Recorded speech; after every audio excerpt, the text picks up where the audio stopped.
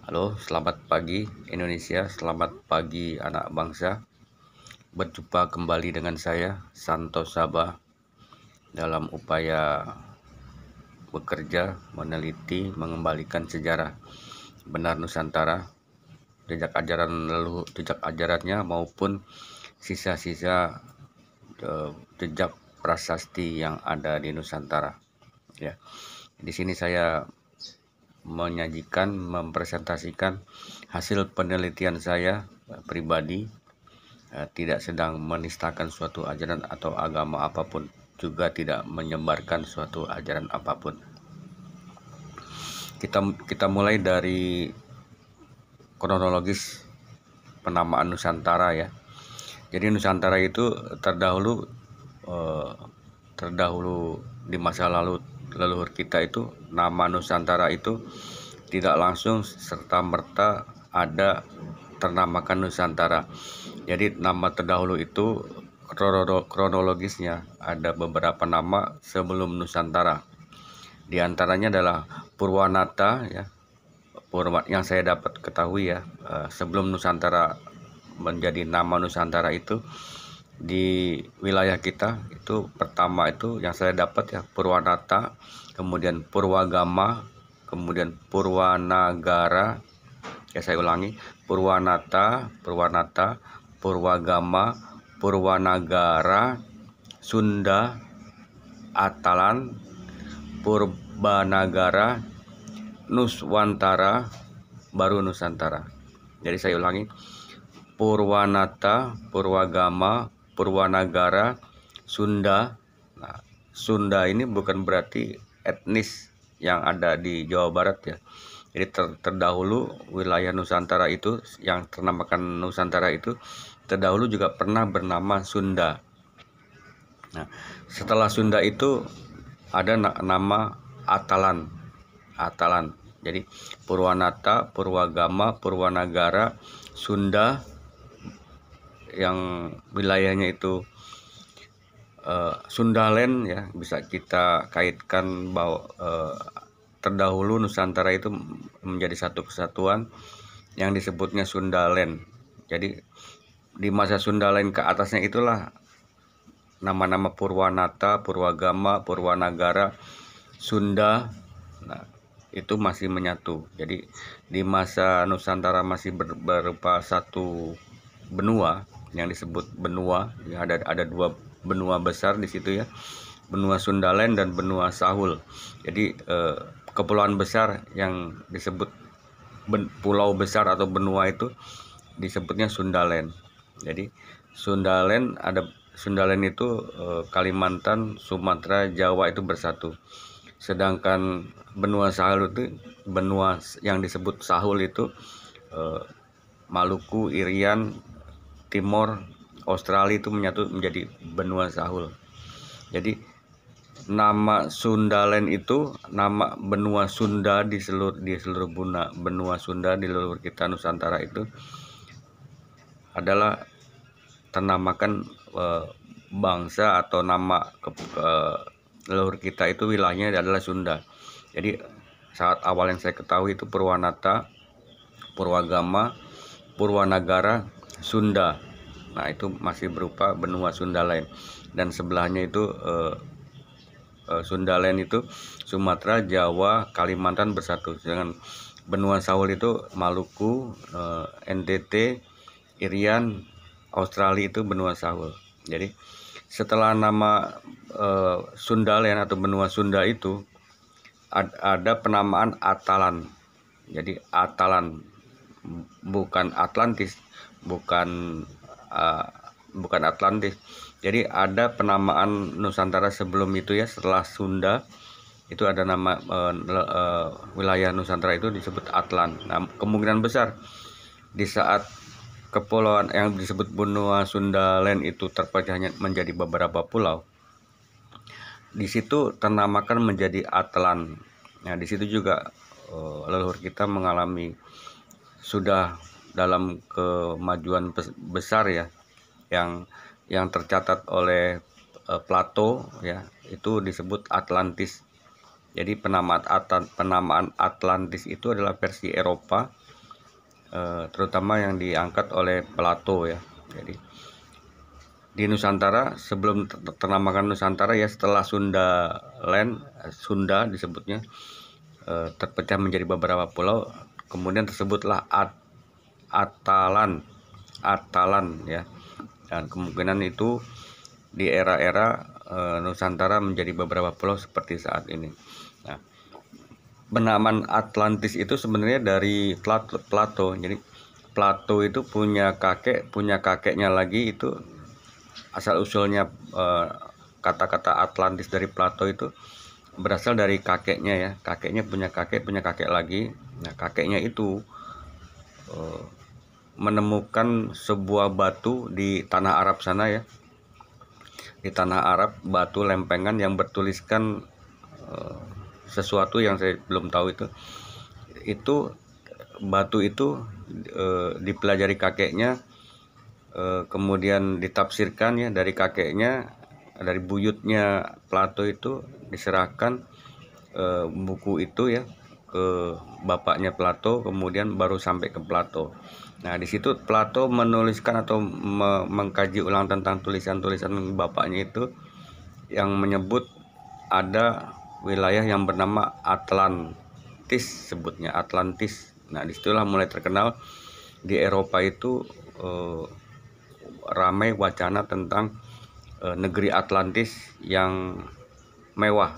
Nah, dari penelitian Eropa, para peneliti Eropa itu yang sampai zaman-zaman era modern itu, oleh siapa tuh yang ke Indonesia itu menulis buku tentang Atlantis adalah di Indonesia.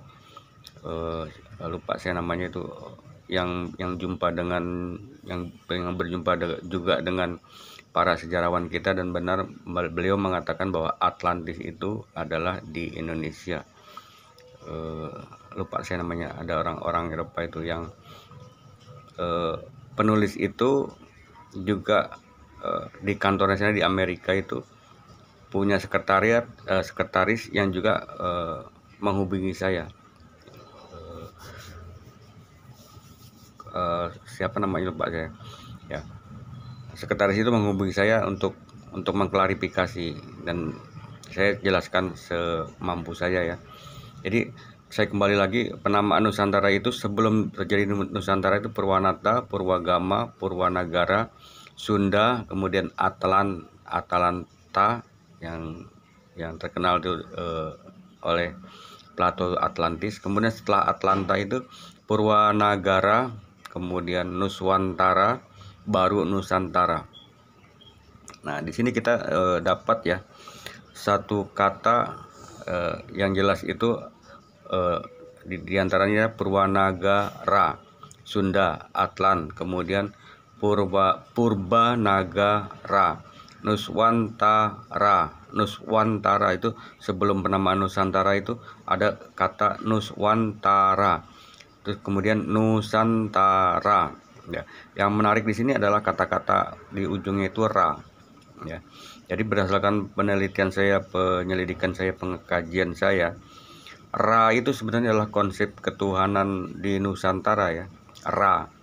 Jadi Ra konsep ketuhanan di Nusantara, yang di kemudian hari saya menemukan pemahaman tentang ketuhanan di Nusantara itu sudah monoteis. Tidak menyembah roh, tidak menyembah roh, batu, atau yang disebut animisme, dinamisme, itu bukan. Jadi konsep Ra itu sebenarnya dipakai di penamaan wilayah Nusantara kita ini ya. Yang sebelum Nusantara itu Nuswantara, Purbanagara, Atalan, Sunda, kemudian Purwanagara, Purwagama, Purwanata. Jadi Ra di sini mengidentifikasikan adalah konsep ketuhanan di leluhur kita. Ra itu yang disimbolkan, Ra adalah matahari ya.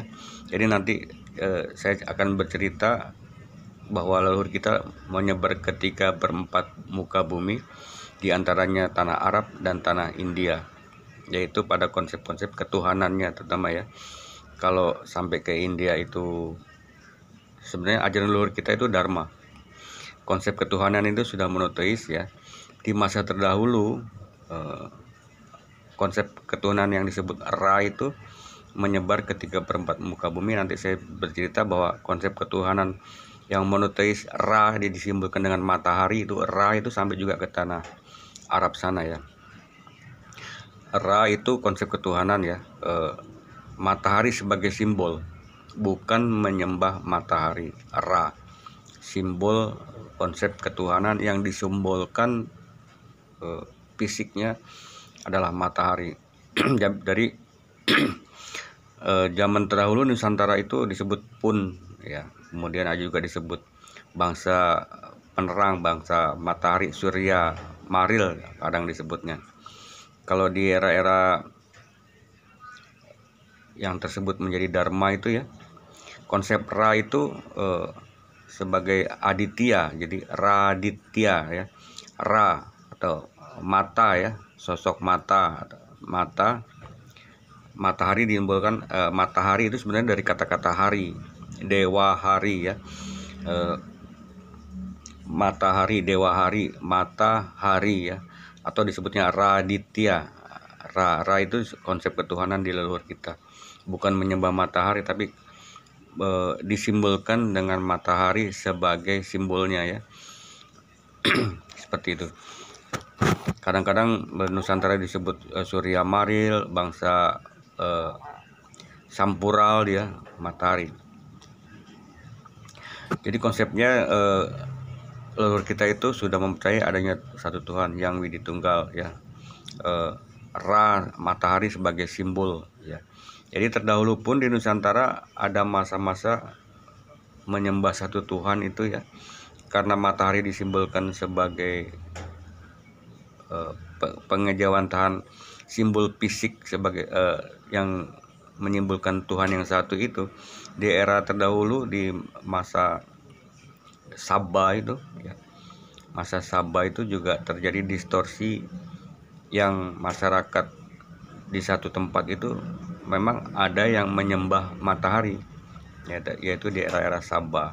Nah disitulah ya, ini juga hal yang menarik ya. Leluhur kita terdahulu itu percaya satu Tuhan dengan penyimbolan matahari. Kemudian ada masa juga yang di Nusantara itu era-era yang menganggap matahari sebagai Tuhan ya. Ada masa-masa di wilayah kita yang tergambarkan Ra itu sebagai matahari adalah simbol dari pengejawantahan tentang Tuhan ya, bukan menyembah matahari. Tapi ada masa-masa terutama di era Sabah ya, yang memang ada satu masa di satu tempat yang enggak keseluruhan itu benar-benar menyembah matahari. Jadi ada satu masa distorsi penyembahan terhadap matahari. Dan disitulah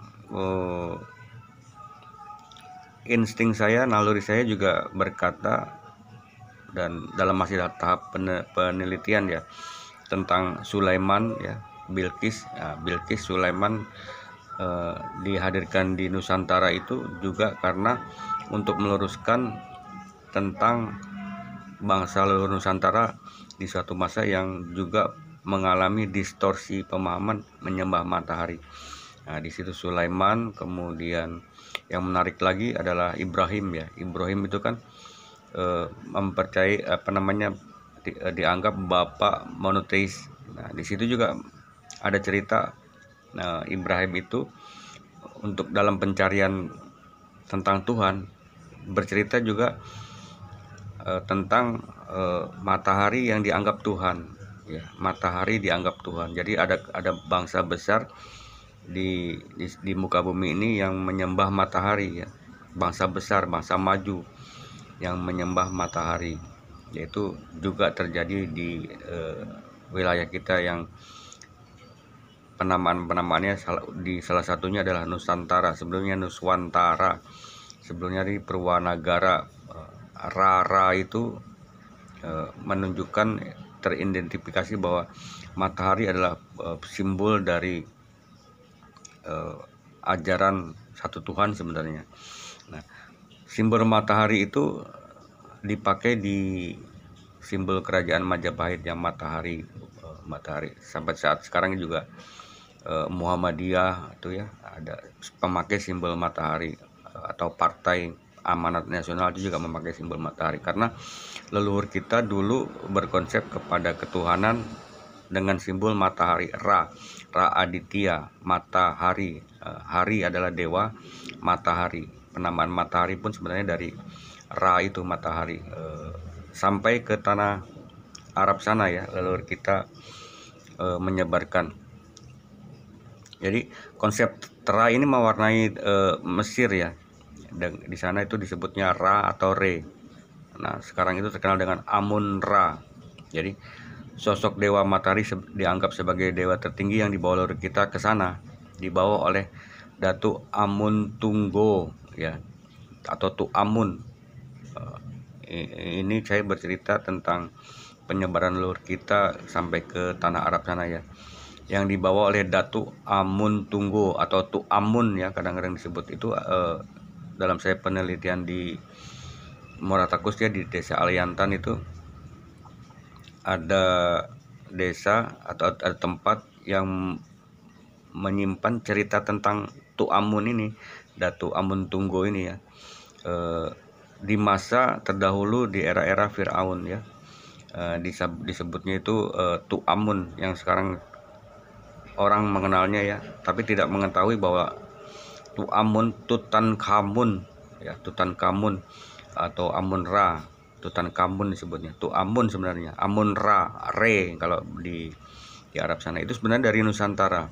Jadi nanti saya akan cerita Tu Amun itu memang benar dari Nusantara, yaitu di mana tanah kita ini terdahulu yang disebut tadi beberapa nama itu, yang disebut oleh orang luar itu tanah Pun ya, tanah Pun di masa-masa Fir'aun. Dan Fir'aun itu sebenarnya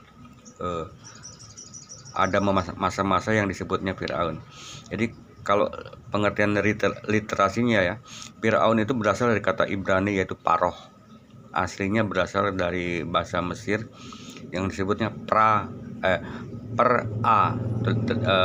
teksnya itu PR-AA, itu pra, artinya adalah rumah besar. Sebenarnya rumah besar ini adalah istilah untuk istana ya, istana kerajaan, kemudian berubah arti menjadi istana sang raja saja. Sebenarnya pengertian AA itu bahasa Mesir kuno ya, yang berarti rumah besar, kemudian berubah arti menjadi istana sang raja. Tetua masyarakat Mesir kuno yang bergelar Parao saat itu ya. Parao, asal katanya dari Parao itu sebenarnya Fir'aun. Parao ini yang diangkat menjadi raja pada masa itu sebagai pemimpin negara atau pemimpin keagamaan, disebutnya Parao. Kemudian berubah ejaan menjadi Fir'aun. Jadi ya seperti itu kata-kata kronologis kata-katanya, etimologinya kata-kata Fir'aun. Dan saya sedang bercerita bahwa ajaran Ra, konsep ketuhanan yang monoteis dengan simbol matahari itu sampai ke tanah India. Jadi leluhur kita itu berkonsep kepada satu Tuhan dengan simbol Tuhan itu disebutnya sebagai matahari, sebagai simbol Tuhan. Ra, simbol-simbol itu dipakai sampai saat ini, terdahulu dipakai oleh kerajaan Majapahit, kemudian sampai saat ini ya di lambang Muhammadiyah maupun Partai Amanat Nasional yang ada 32 sinar cahaya yang di simbol tersebut.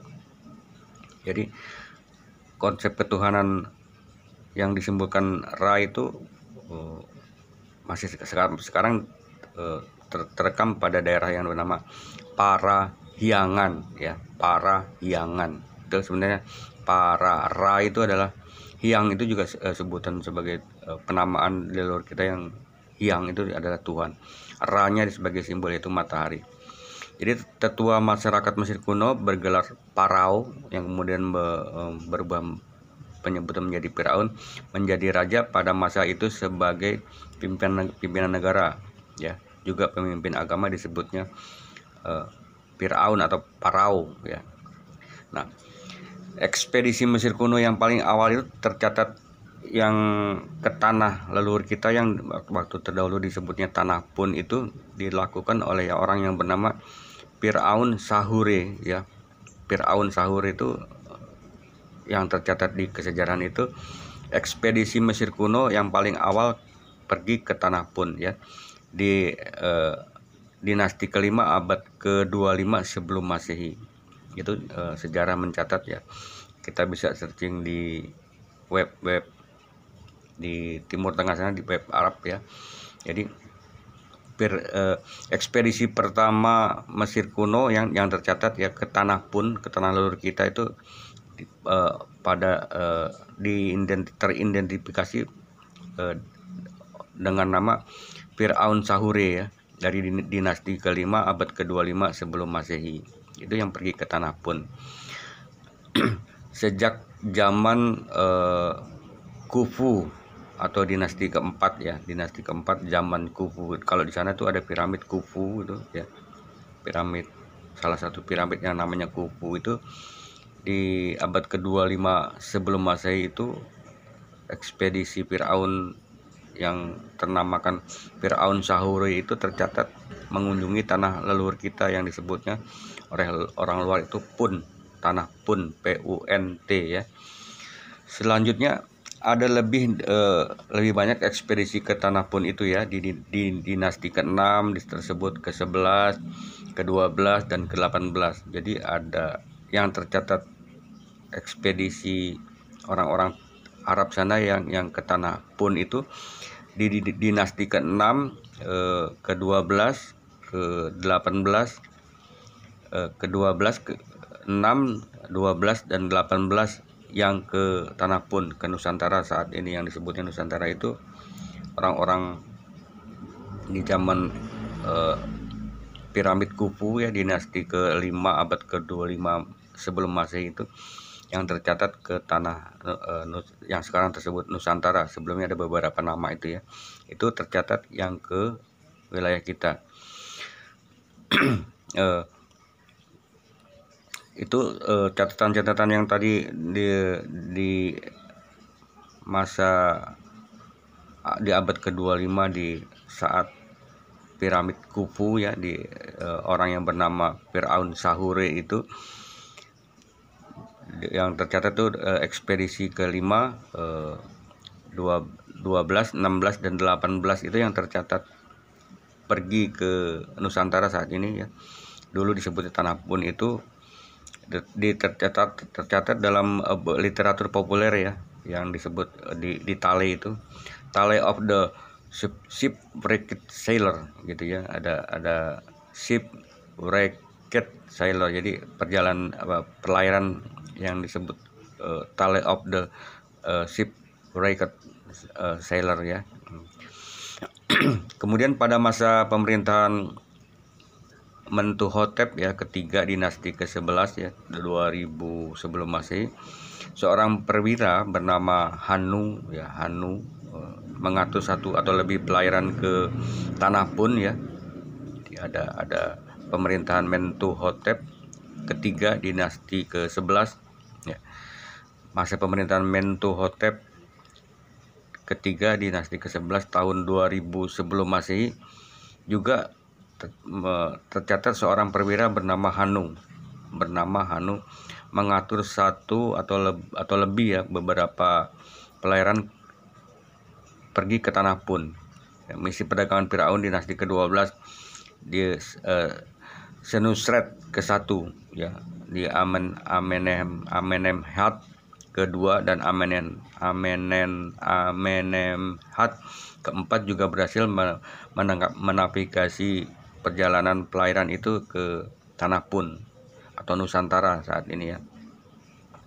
Nah, Tanah Pun diceritakan sebagai negeri yang mempunyai banyak bangsawan ya. Di situ tertulis di literasi itu ya, Tanah Pun diceritakan sebagai negeri yang mempunyai banyak bangsawan, penduduknya ramah, subur, tumbuh berbagai pulau ya. Di Tanah Pun itu di wilayah yang jauh ke arah timur, yaitu ke arah matahari terbit, yang diberkati versi saat itu. Orang-orang Arab itu menulisnya yang disebutnya tanah para dewa. Jadi tanah Pun itu disebutnya adalah tanah para dewa ya. Penduduknya ramah tamah, kemudian banyak tertanam pohon ya. Setelah kembali itu mereka yang pergi ke tanah Pun itu banyak membawa emas, gading, kayu, ya, dupa ya. Bahan-bahan dupa itu, kemudian aromatik ya, pohon-pohon yang beraroma bagus, binatang buas, hiasan mata, dan kayu manis. Itu jelas membuktikan bahwa itulah adalah Nusantara saat ini, atau Indonesia yang disebutnya oleh orang-orang Timur Tengah itu sebagai tanah para dewa. Tanah Pun disebutnya. Dia pulang ke negerinya dengan membawa bahan-bahan dupa ya, kapur barus diantaranya, kemudian kamper ya, kayu manis. Itu jelas Nusantara, karena kayu manis itu hanya ada di kepulauan tropis Nusantara ya. Dan yang lebih menjelaskan lagi adalah mereka membawa gading, dan gading itu di era-era terdahulu leluhur kita itu memang banyak gajah di situ ya. Terbukti saat yang disebutnya Eski Fatimi itu menulis surat kepada Raja Sriwijaya, menulis kepada Raja Arab saat itu ya, Khalifah Umar bin Abdul Aziz itu Umar bin Khattab itu menulis di suratnya itu, negeri keturunan yang dari keturunan para raja yang membawa yang banyak gajah di situ. Nah, di situ jelas bahwa gajah itu banyak terutama di Sumatera. Dan saat itu ya, Bundo ibunya dari Sang Hyang Indrabraman itu setelah mengirim surat kepada Khalifah Umar itu untuk mengirim orang berislam. Dan di tanah itulah sebenarnya, di tanah Sumatera saat itu ya, itu pendahulunya itu yang disebut para dewa, yang juga leluhurnya yang di Sumatera itu ya, jauh sebelum era Islam masuk ke tanah itu pendahulunya juga orang-orang sakti ya. Di situ juga Ati Sadi Pamkara belajar tentang yang disebutnya tantra ya, yang menjadikan cikal bakal mazhab Tantrayana Buddhism ya. Di tanah itu, di tanah Pun, terdahulu disebutnya tanah para dewa, tanah Pun. Nah, tepatnya itu di sekitar Candi Muara Takus di Aliantan ya.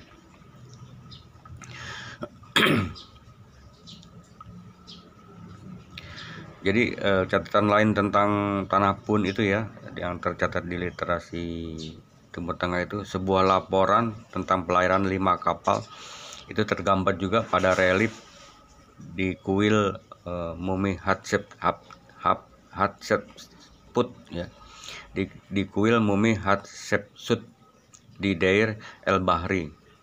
Teks relief kuilnya Hatshepsut memperlihatkan bahwa utusannya Kanselir Nehsi yang disebut sebagai kepala ekspedisi telah melakukan perjalanan ke tanah Pun dan mendapatkan hadiah dari penduduk asli.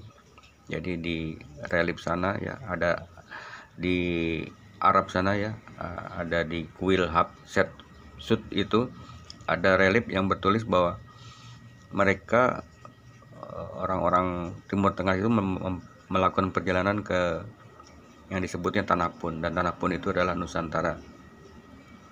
Dalam relief tersebut ya, diceritakan tanah Pun saat itu diperintah oleh Raja Parahu ya. Tanah Pun saat itu, Nusantara saat itu yang ternamakan Pun itu dipimpin oleh seorang raja bernama Parahu ya, dan Ratu Ati namanya, Raja Parahu dan Ratu Ati. Jadi Parahu itu kemungkinan besar itu kata-kata Parahu, Fir'aun itu dari Nusantara ya, jadi tepatnya di Sumatera itu. Ada dalam ekspedisi raja diceritakan ya, di relief itu di tanah Pun itu saat itu ada seorang raja yang bernama Parahu dan mempunyai istri namanya Ati ya. ekspedisi Hatshepsut itu, dan yang diilustrasikan dengan baik, dan ini terjadi pada tahun ke-9 pemerintahan Firaun perempuan dengan restu dewa Amun. Jadi dewa Amun ya, yang nanti saya ceritakan itu asal kata dari Amun Tunggo ya. Ada datu di Sumatera, di Aliantan, terutama di tempatnya sekitar Candi Muara Takus terdahulu itu ada yang disebut dewa Amun Tunggo. Nanti Amun Tunggo itu punya anak yang inilah yang sebenarnya yang pergi ke Timur Tengah sana ya. Jadi dalam relief itu mengkisahkan ya, dikatakan oleh Amin, penguasa tahta kedua itu dikatakan oleh Amin, penguasa tahta kedua dari kerajaan Hatshepsut itu ya. Ayo datanglah ke tanah pun, ayo datanglah dengan damai putriku yang anggun, yang ada di hatiku, Raja Matkare Hatshepsut. Aku akan memberimu pun semuanya. Aku akan memimpin tentaramu melalui darat dan air di pantai misterius, bergabung dengan pelabuhan yang penuh dupa. Mereka akan mengambil dupa sebanyak mereka suka. Mereka akan membuat kapalnya sampai kepuasan hatimu terpenuhi. Mereka dengan pohon dupa hijau, semua hal yang baik ada di negeri itu. Jadi di relief itu menceritakan penguasa tahta kedua itu ingin memberikan hadiah kepada putrinya tanah Pun ya. Dia bercerita bahwa tanah Pun itu adalah tanah yang subur, yang seperti tadi yang saya ceritakan.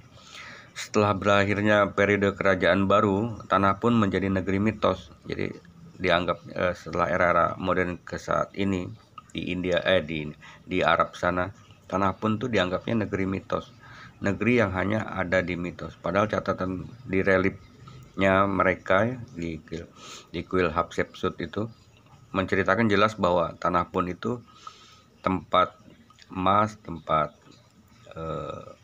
sumber kayu manis segala macam itu ada. Sebenarnya tanah Pun itu, tanah yang disebutnya para dewa, adalah Nusantara saat ini.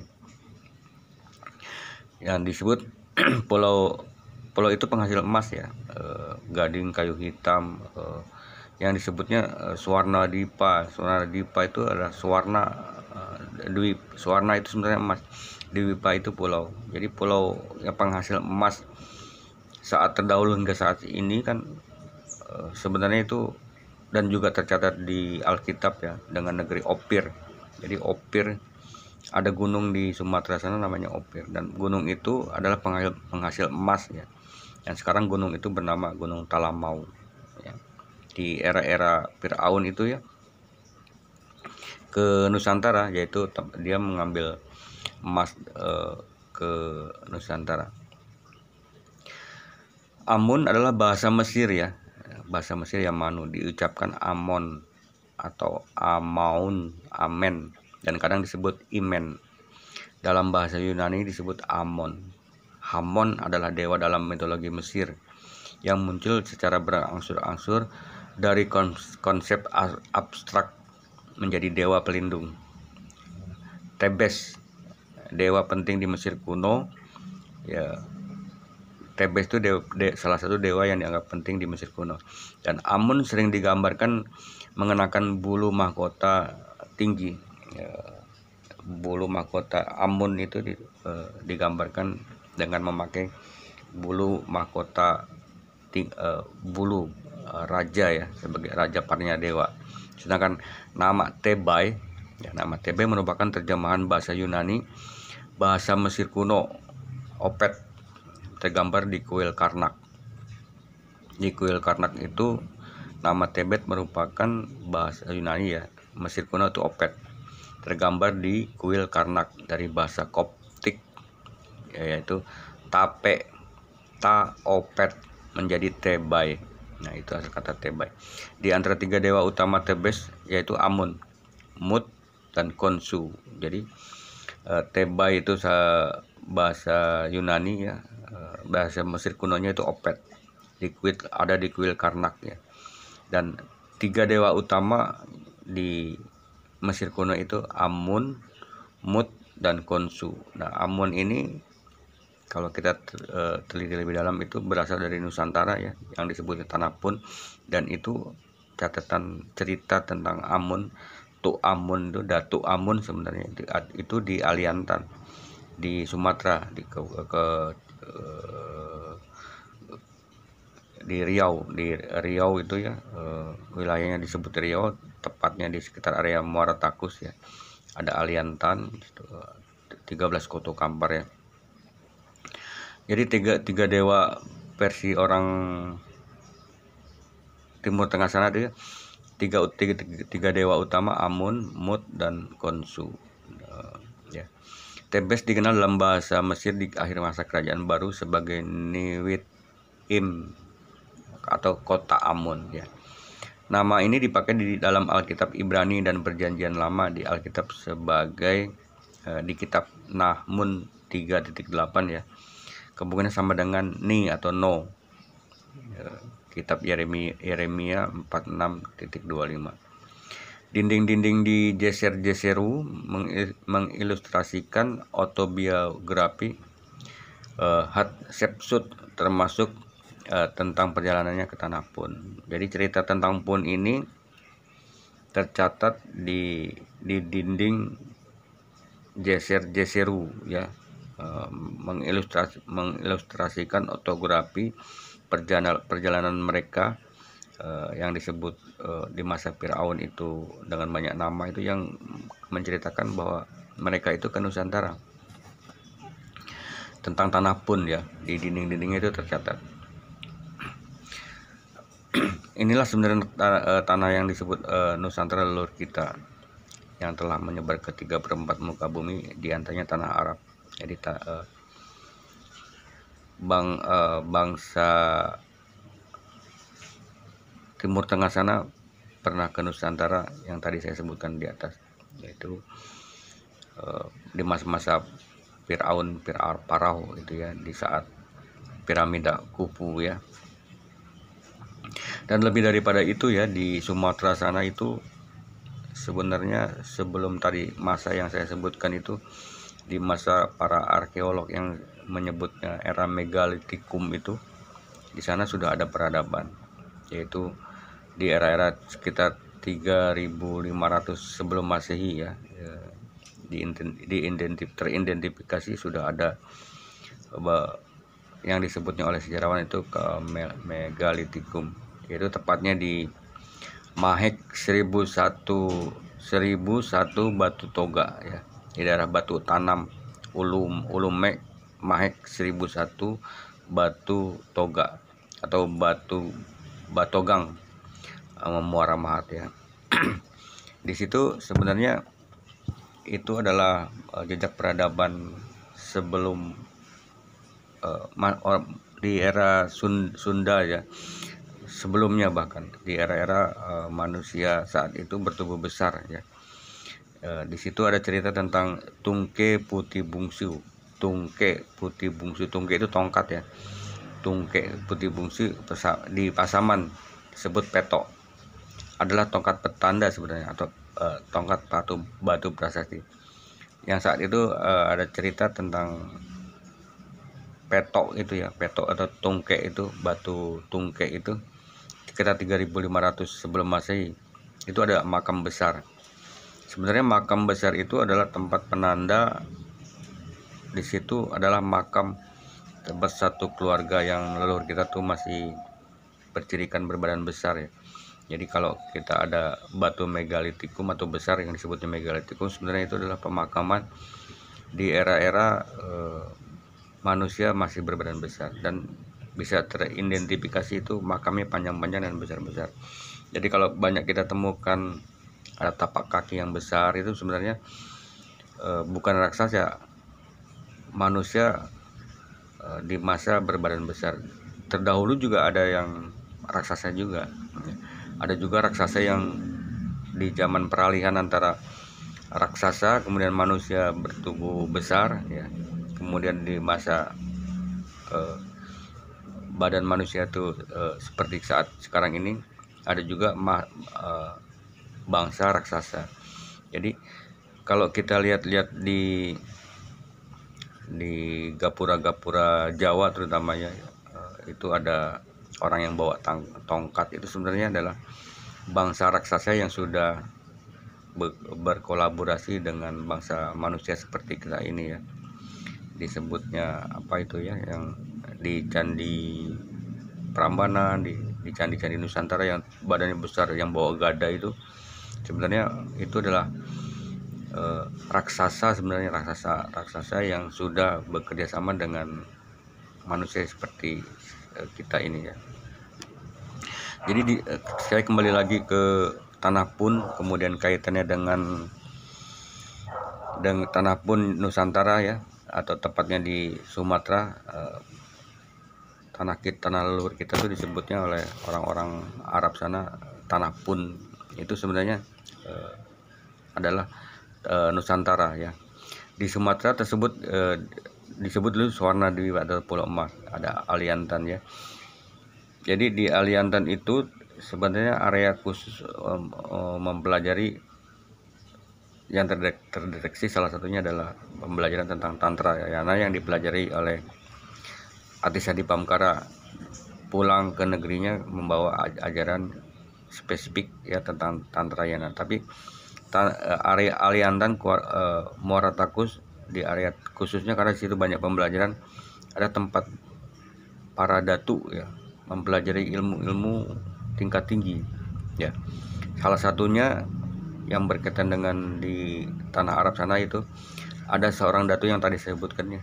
Nama aslinya lah Sang Hyang Datu Amun Tunggo ya.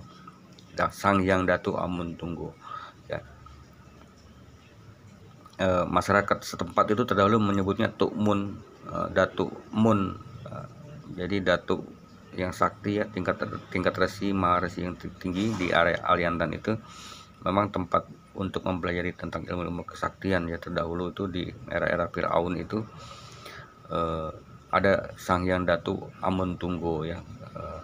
Masyarakat setempat terdahulu bilangnya sebutnya Tuk Amun, atau bahkan ada yang menyebutnya Datu Kepala Anjing, karena beliau Amun Tunggo itu bisa merubah dirinya menjadi bentuk anjing ya, Datu Kepala Anjing. Itu ada di bukit, terdahulu dia Bukit Keramat ya, sekarang udah tertimbun batu. Nah, Datu Amun Tunggo ini mempunyai putra yang di era-era orang Arab ke Tanah Pun itu yang pergi ke sana. Amun Tunggo inilah yang kemudian disembah ya, dianggap Tuhan. Amun Tunggo itu yang mempunyai kesaktian dapat merubah dirinya menjadi bentuk anjing ya, yang kadang disebut orang setempat tuh Datu Kapalau Anjing ya, karena beliau bisa merubah dirinya seperti anjing. Dan tidak hanya datu itu ya, ada beberapa datu yang terkenal itu Datu Tuk Amun sampai ke tanah Arab itu menjadi sebenarnya Tutankhamun ya. Tuk Amun itu asal dari Nusantara, dari Tanah Pun. Tutankhamun, Tuk Amun sebenarnya. Datu sebenarnya nama panjangnya Sang Hyang Datu Amun Tunggo ya. Di kawasan itu terdahulu banyak datu sebenarnya. Di antaranya adalah Datuk Nago, Datuk Garudo, Datuk Barwo Godang ya, Datuk Amun Tunggo, kemudian Datuk anaknya itu Datuk Amun, kemudian ada Datuk Bokoh, Datuk Antu Bakar, Datuk Antu Bakar. Itu ada dua, Datuk Antu Bakar yang ekornya pendek dan juga Datuk Antu Bakar yang ekornya panjang. Nah, beliau itu adalah orang-orang sakti ya, dan diantara salah satunya itu Datuk Amun Tunggo. Sang Hyang Datuk Amun Tunggo itu punya anak namanya Datuk Amun. Nah, itulah yang beliau ke tanah Arab sana menjadi tersebut Tutankhamun ya, yang kemudian dianggap kemudian bahkan disembah di sana, dianggapnya Tuhan di era-era Datu Amun, di era Fir'aun itu ya. Kemudian di daerah Sumatera yang di sekitar area Muara Takus itu adalah daerah spesial ya. Di situ tempat pembelajaran, sebenarnya tempat pembelajaran Dharma ya, sampai ke 3/4 muka bumi. Dan di seluruh Nusantara itu Dharma itu tergambar di Borobudur dengan Kusala Dharma Bhajana Vinaya Dharma Kaya Cita. Itu basicnya adalah satu Tuhan. Di daerah Aliantan atau Muara Takus itu tempat pembelajaran spesial ya. Dan di era sebelum yang disebut Tanah Pun itu salah satu datuknya pergi ke tanah Arab sana ya, yang disebut jadi Tutankhamun. Dan di era-era peziarah Tiongkok itu dari Pahuan 337, Sung Yun, Yun Sang, Yuning itu juga pergi belajar ke tanah Sumatera, tepatnya di situ di sekitar kawasan Candi Muara Takus ya. Disitulah asal usul Tantra yang dibawa Atisa Dipamkara ke Tibet. Kemudian dari orang-orang di Sumatera itu guru-guru alumni dari Muara Takus itu, yang ada universitas yang saya temukan itu bernama Dharmapala, dilihat Itsing, dilihat Pahuan. Nah, alumni di area Muara Takus itu yang pergi ke India, Dharmapala 620 SM, Dharmadasa 700 sampai 620, Dharmapala 670 580 SM, Sanjaya Bela Putra 6 SM, kemudian Sariputra 568 sampai 484 itu ya, 84 tahun usia beliau. Dan Sariputra itu orang Nusantara, terlahir di area yang tadi saya sebutkan.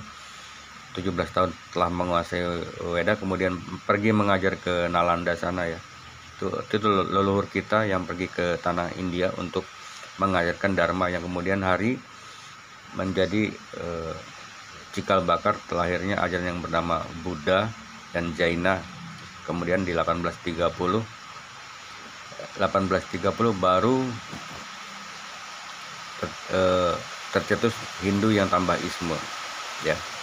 Jadi berangkat dari era-era Sariputra itu yang 568 sampai 48 itu berkesesuaian dengan leluhur kita ya, 1500 atau 1300 menulis Weda sana.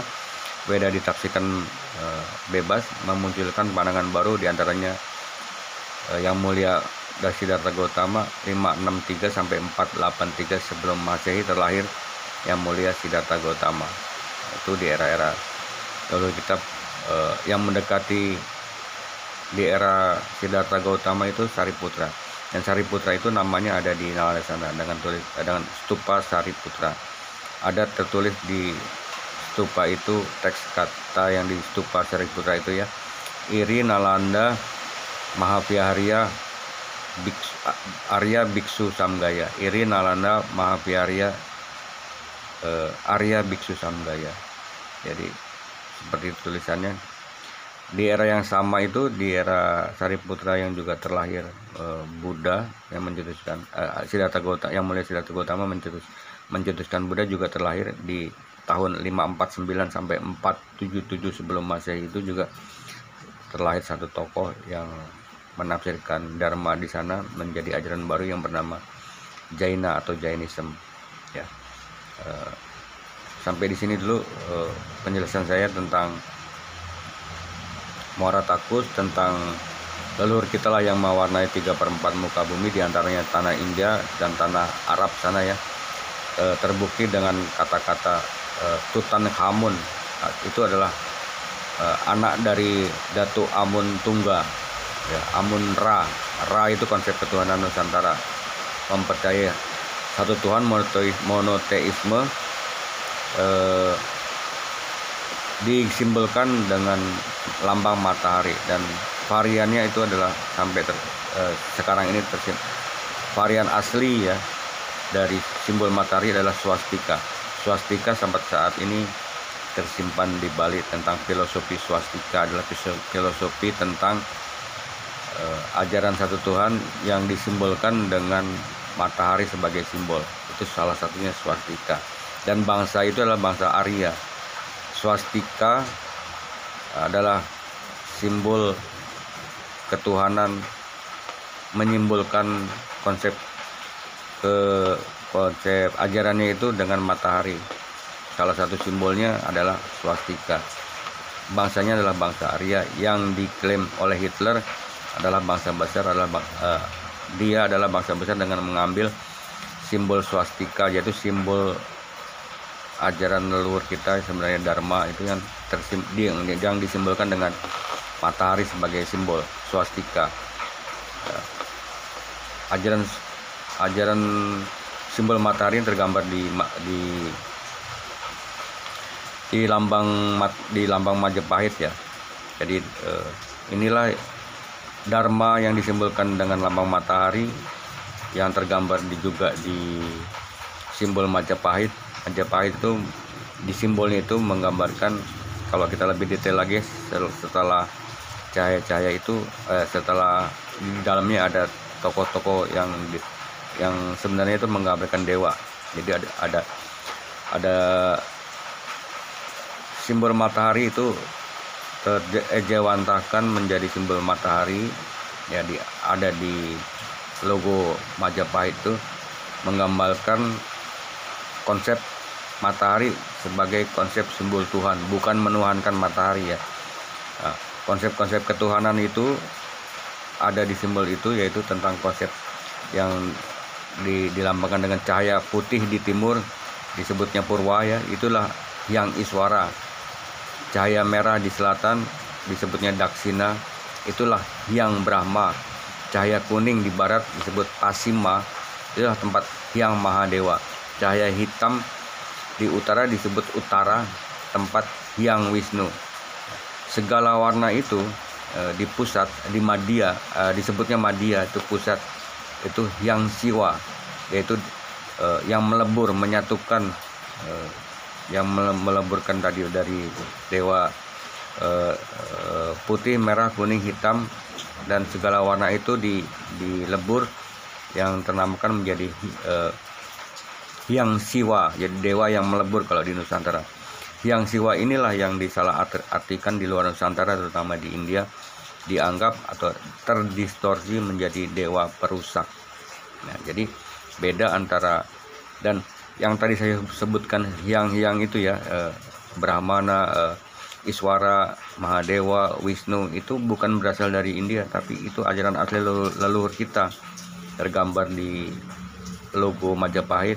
Sebenarnya menggambarkan tentang yang dewa-dewa tersebut ya, dengan 5 warna itu, putih, merah, kuning, hitam, dan dipadukan, dilebur menjadi dewa pelebur itu adalah Siwa. Di luar Nusantara, dewa pelebur itu disalah artikan menjadi dewa perusak.